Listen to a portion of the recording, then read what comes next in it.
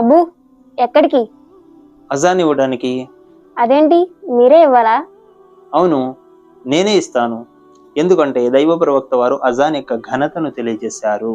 ఎవరైతే ముందుగా అజాన్ ఇస్తూ ఉంటారో వారి యొక్క మెడలు ప్రళయ దినము రోజు చాలా ఎత్తుగా ఉంటాయి. అంటే అల్లాహ్ సుబ్హానహు వ తఆలా అంతటి గౌరవాన్ని వారికి ఇస్తాడు.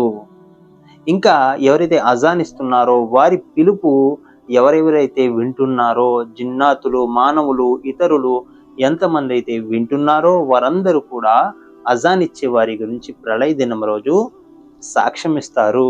ఇది అజాన్ యొక్క గొప్పతనం. ఇది మహాప్రవక్త ముహమ్మద్ సల్లల్లాహు అలైహి వసల్లం వారు తెలియజేసినటువంటి గొప్ప విషయం. కాబట్టి అజాన్ ఇవ్వడానికి నేను ఎక్కువగా ముందుకొస్తూ ఉంటాను. మాషా అల్లాహ్, వెళ్ళిరండి.